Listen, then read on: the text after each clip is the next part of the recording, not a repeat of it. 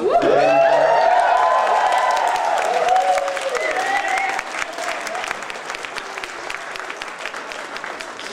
so much for showing up. The response is great. We're really, really thrilled. My name is Eric Homan. I work for Frederator Studios. We produce the Cartoon Hangover shorts and Bravest Warriors. And I can run you quickly through the agenda for the hour, provided we get some video. We'll look at a few Bravest Warriors clips, come back, talk with the cast and crew for a while, and then we'll show some clips from our upcoming Cartoon Hangover shorts, and then chat with some people behind those shorts, and then we'll do the Q&A. First off, on your left is our showrunner, director, writer, and voice of emotion lord, Mr. Breehn Burns.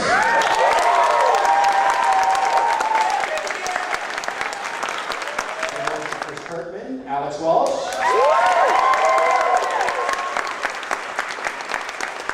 There's Wallow, Jones-Quartey. As the voice of Jenny, there's Omohundro. Storyboard artist, Bob Boyle.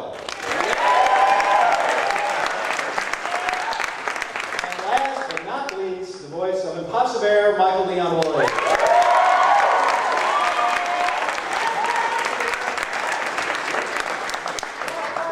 So the first thing, I don't know if you know about the history of Bravest Warriors. It was created by a guy named Pendleton Ward. 30 years ago, we had a short show for Nickelodeon. He came in, he pitched us, and we produced a little show called Adventure Time. And then we said, hey, Penn, you have anything else? And he pitched us another short, and we didn't buy that one. I wanted to, but there were other people who didn't. And if he has that storyboard, I'd love to see it. But then he came back with a short called Bravest Warriors. And Penn is over there.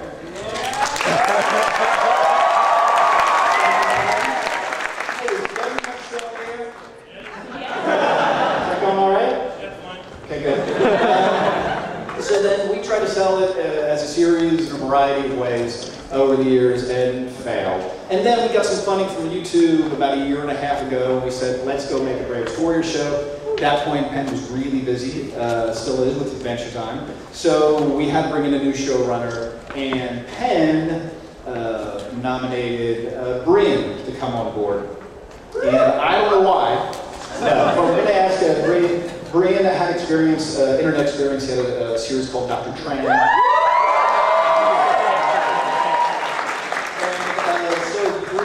Talk about it all. So all of a sudden, Adventure Time is dumped. Bravest Warriors is dumped in your lap. What do you do? Tried writing scripts. You guys didn't like it. I started out for myself. You guys wanted to make the show, and they were gung ho to do it, and my scripts don't really come out finished feeling. So I had to put together a whole animatic. So we recorded 10 voices. Ian actually played Wallow just as a favor, and that's kind of how... Well, but back up. So before you started writing, did you go, okay, because obviously you've all seen the 7-minute Bravest Warriors short that Penn did at Nickelodeon. So it's vastly different. Well, not vastly, it's different. So how much redevelopment work did you do? I put together a pitch Bible, which was just sort of a short document that kind of defined the characters. There were some story ideas and stuff like that. And I think the main thing that changed right off the bat was just figuring out Chris's character, not making him as big of a wuss or a whiner as he had been in the original pilot. That was our big concern. And just really fleshing out the world, creating all the new side characters and stuff. That's about it. Okay, so then you, what was the first, you decided? Right, I wrote a whole bunch of scripts, and I think the first one was Serial Master, which was like an old version of Serial Master, and they weren't very good. I had to kind of get all the bad episodes out first. And then you guys wanted me to put together an animatic, which is like fully boarded record an episode. So like I'm sure you all look very savvy, but in cartoons there's what's called a storyboard-driven show like Adventure Time or SpongeBob, and then there's script-driven shows. And the decision was made by we basically can't have a staff because it's a smaller show, and so you don't have necessarily returning board artists. And the board artists on Adventure Time are also the writers of the show, and we needed to write the scripts and actually have freelance board artists come in and take over. So it's just a different approach. The show has sort of a different feel because of it. So then you wrote the serial master script, and we were like, what the hell is this? I said it's We didn't say that, but we did say, what the hell is this? And we were all admittedly a little concerned about the direction, and I remember talking to Ken at that time and going, hey, what's the deal? And Ken said, you got to trust Breehn completely because it's a cartoon, and once you start to see the visuals, and then you're going to be absolutely thrilled with what he does. So then we went back to you and asked. Yeah, I didn't want them to have read one of the scripts because the scripts just don't feel finished. It's all about like the execution and the voice acting and the timing and everything. So I wrote a script that they hadn't seen yet, which was Butter Lettuce, and then we completed the full animatic and showed it to Frederator, and that's how we got Breehn. And we should also mention two guys, Will McGraw and Chris Viscardi, who are on the Nickelodeon panel right now, or else they'd be here. They're peak creators from way back when.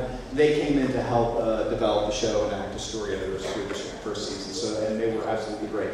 So you did, I think, most of the voices on that animatic, except for... I was Chris, and then Ian was Wallow, and we had other friends doing the other parts. Ian, what do you remember? It was recorded literally in Breehn's closet. There were clothes in there. It was hard to get the character because there were coats going on. But it was super fun. And I remember the script being like super weird, and it was before. Since it was inside of his closet, I couldn't see the actual like storyboard pictures while I was doing it. So I just remember like asking like, what is this butter lettuce thing all about? It was super fun. So yeah. And then so then we had to do a variety of things to get the show going. But first we had an audition process, and I think everyone except Ian just came through kind of blind auditions through an auditions process, and the emotion work, of course. John, what do you remember about the audition? Oh, the audition process. Well, the audition process, when I got it from my agent, it said that my character was Latino, and to read him with a Latino accent. I can't do that. So I just looked at my agent and said, can I try it Australian?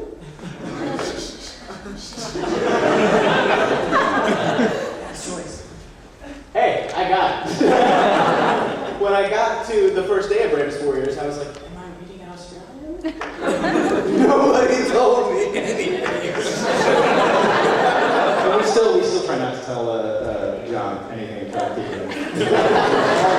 And when people come up to you and they find out you're Danny and they know the show, what line do they always ask you to do? Jellykin, no!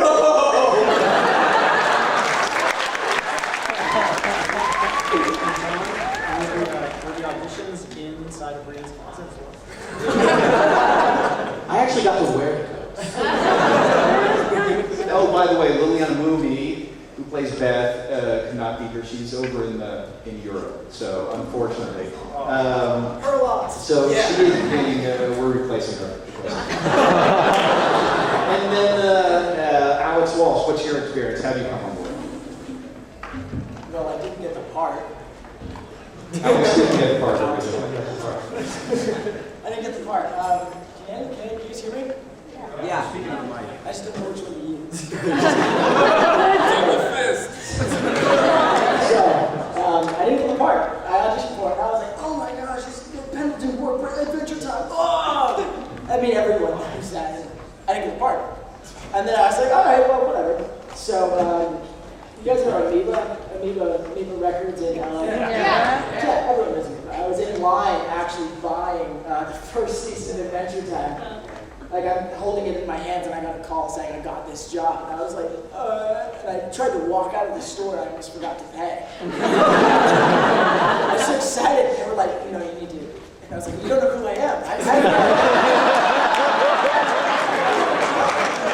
I got a job. I'm someone. I'm still not anyone, but I got a job. Still make me pay. And we're glad to have you on board. Most of the time. So then Michael comes in. I don't know if you know Michael's experience. Besides the crocodile, Louis the alligator. Louis the alligator in Princess of the Frog. And he was also a big shot on Broadway. Audrey too. Audrey 2, yes, on Broadway. Do you remember feeding me? Of course. Feed me! Feed me now! But I do remember, I don't remember the first, I got the information about this audition, but I can't remember the prototype for the role. But I knew he was older, and they had the lyrics for the song. They wanted me to sing. For Gas Powered Stick. Gas Powered Stick, and there was no music to it. And I remember thinking of that character Grady from Sanford and Son. And went once again into my closet and started doing it. And I was kind of dancing around in there. That's what the kind of grunts I think came from in the song. Gas Powered Stick! Gas Powered Stick!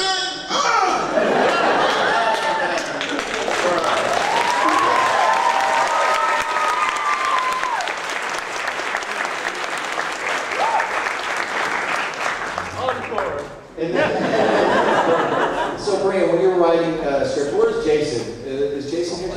He's right in the back. He's what things do you bring? Some things maybe you don't want to admit. What personal things that you have that work into the scripts? We, as much as we can, it's a sci-fi show, so there has to be some few lies in there. But we try to pull stuff out of our lives. And my favorite thing that actually came out of, I think I was probably in high school at the time, a friend of mine and I had girls over to the house, which didn't ever happen. That was like brand new for us. And it was just a couple of girls, it was all perfectly innocent, and it was fun. And after they left, my friend and I just took one look at each other and went back into the room and smelled the pillows on the couch. So were you dancing? Were you dancing? Wallow? I'm asking which one's Wallow and which one's Danny. Really? Oh yeah, no, I guess we were both Danny. So yeah, that's probably, we look for something like that all the time. We can't top the pillow sniffing. It hasn't happened.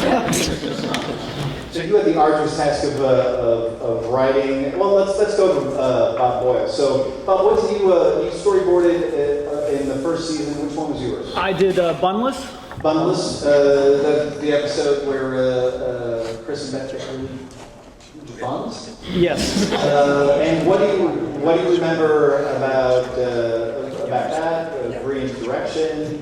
What's the process like? Well, the process was, it was a very shoestring sort of production at that point. I think you guys were just kind of getting up and running. And so I would go over to Breehn's apartment in Los Feliz to meet with him to get storyboard handouts. I go over there and it's very casual. The door's open, walk right in, hey, and had a couple meetings like that, and then went back one day and the door was closed. And I thought, well, that's odd. And I'd knock on the door, and I hear this music inside. And I was like, what? Is this the right place? And I knock on the door, and some guy in a beard and shows up. He's like, yeah. It's like, is Breehn here? Yeah, come in. I walk in, there's a full band set up in their living room, rocking out, and Penn is behind the drum kit. And I'm like, what is happening?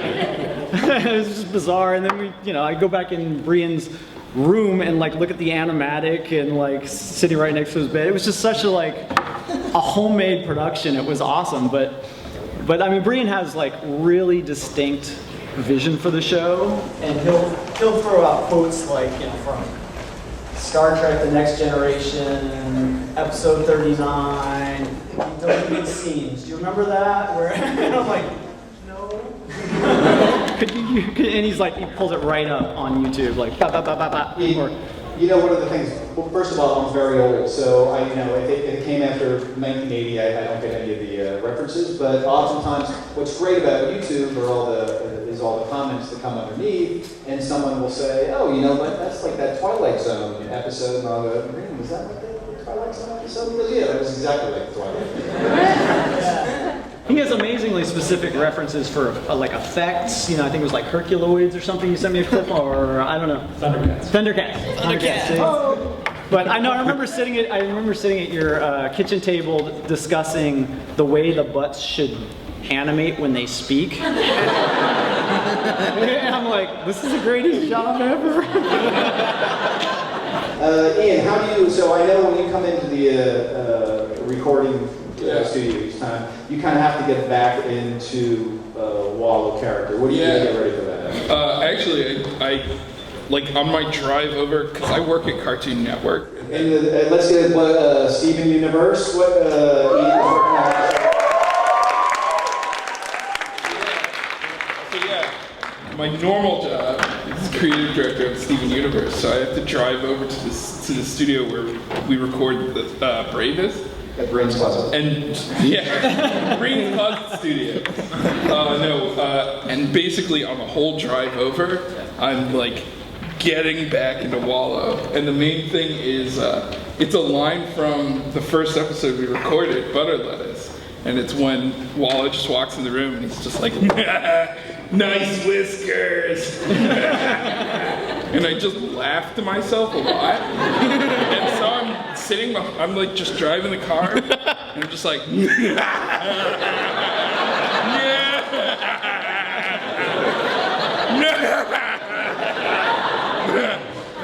know, I wonder why like I don't get pulled over or something.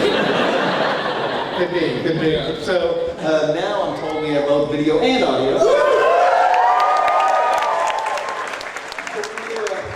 going to show 3 quick clips. We're going to show a couple minutes of an episode that premieres today. It may even be online. It's called Sugar Bellies. And it's complete. Well, it's not the complete cartoon, but it's fully produced. Then we're going to show 2 minutes of an animatic, and again, you're all savvy, you know what an animatic is. It's the scan, storyboard, the voices. 2 minutes from an upcoming episode, I think season 2, episode 3, that Bob storyboarded, and features Danny and Plum. Tara Strong, we said, it's a My Little Pony panel. She's great, and she found out with this, so Tara couldn't be here. Sorry. So we'll show about 2 minutes of that, and then we're going to show a 1 minute. The film's complete, but there's a 10 music track, and it features Michael and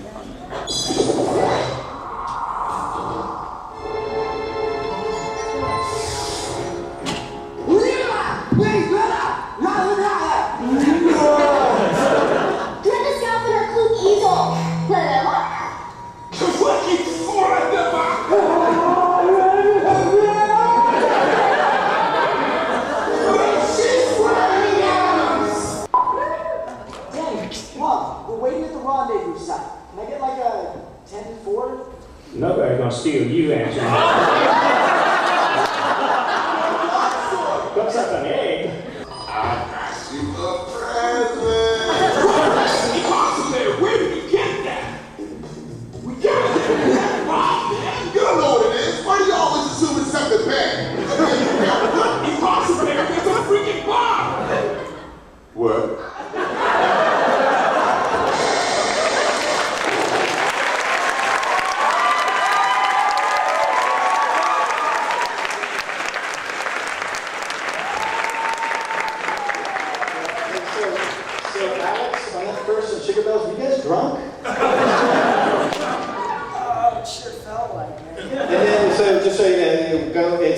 now so you can go watch and see the other 4 minutes and how it ends. Do you remember anything about recording? Oh, I remember every. It lasted for days, that recording Every session. moment you gotta do it with no vowels. I'm like, how do that's not a thing.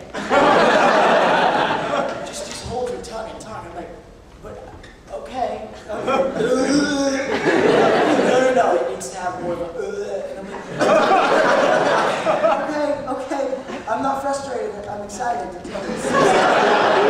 Oh, by the way, in the original, when that animatic came in, it was close to 11 minutes, and when you see the final version, it's about 7. So it took a long time. Johnny, do you remember anything about recording that? I remember not getting the script and just being said, Yeah. you're gonna have to do some gibberish. And I'm like, what? Can you just do something like, okay?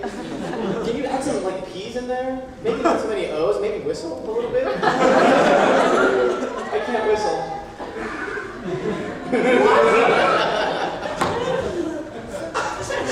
He's really honest listen for John. And then, so Breehn, what was the genesis? Like, what made you want to do this? And what took so long? Why, this is like the so-called Lost episode that was supposed to be part of season 1 and is only premiering. What's the deal? It was episode 9. It was way too ambitious. We kind of just didn't know our limitations when we were starting out. And I was really inspired by Eon Flux, the cartoon from Liquid Television. And we wanted to do something that was kind of like a silent film, visually told, where you're sort of trying to decipher what's going on as it goes on. And the way it all started, I think I was writing with Jason, and Jason said, I want to see an episode start where Chris just turns to the camera and goes, and that's what we did. And do you want to mention the voice actor in Mexican Touchdown, the animatic? William Sanderson, who was the toy maker in Blade Runner, and probably best known for, was it This is My Brother Barrel, This is My Other Brother Barrel. He came to do the part of the keeper. Yeah, so that turned out, and then that was John and Tara also in that one. Bob, any specific challenges in that? Anything you remember from Mexican Touchdown, board that one? Any direction, inspiration that you added in? Let's see. I think Brehn's direction was he was really inspired by what was it, Dragon's Lair, the video game, where it's like every scene is like chasing down the hallway and then turning and then chasing down another hallway and turning. So he wanted that sort of feel where you're always like had that point of view. So yeah, it was kind of tough to because it was all one long chase scene. So that was a little bit tough to figure out how to do and work the dialogue in. One of the things how... and the humping the key scene.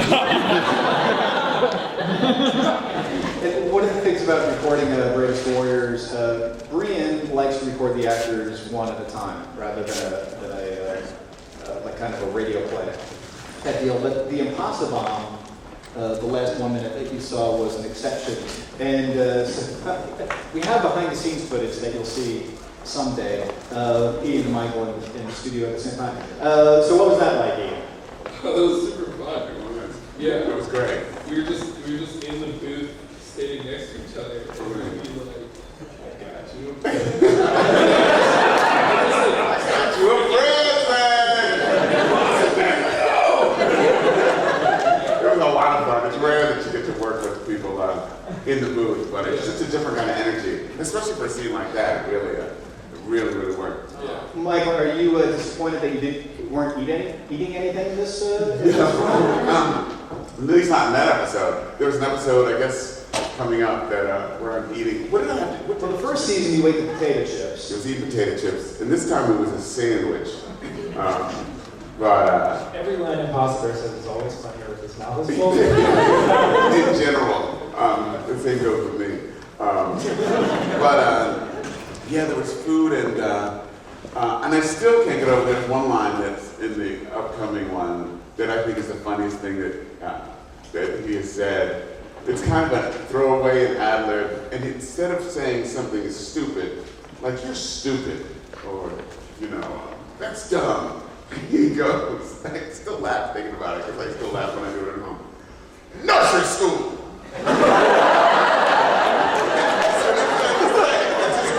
Oh, nursery school! It's so telling. I say that now and I realize, oh yeah, well, nursery school. The recording session is always a lot of fun. They can be sometimes Rolling Green's very specific. In an upcoming episode, Ian Wallow drinks a giant beer. And so he had to be sipping it, and Ian... Yeah, I look at the storyboard panel, and Wallow's like, I'm just sitting here with my big old beer, like always, and he picks up a beer that's the size of a barrel. I'm like, how are we supposed to, and I have a cup that's like this big, I'm trying to sip out of it. And it was like, how are we gonna get the sip sound that's that large? And you guys did some like detective work and they found a massive bowl full of water. And I was afraid that I was gonna tip it on myself. So I had to put it on a table and put the mic up to the bowl and just go.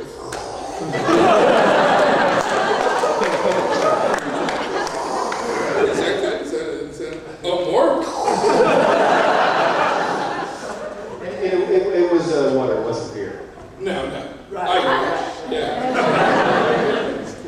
All right, so we're got about 20 minutes left, so what I want to do now is jump into the, I'm going to show 3 clips of upcoming Cartoon Hangover, our standalone shorts. The first one is, I forget, Dr. Lollipop. Created by Mr. Kelly Martin. So you're going to see there's no, I don't think there are any sound effects or music. Then a short clip of Hamish Steele's Dead End. This is an animatic and is currently being animated by a woman named Mel Roach. She's in Australia. She did a short we had called Rocket Dog, so she's doing the animation for Hamish's short. And then the third clip is from the second part of Natasha Allegri's Bee and Puppycat.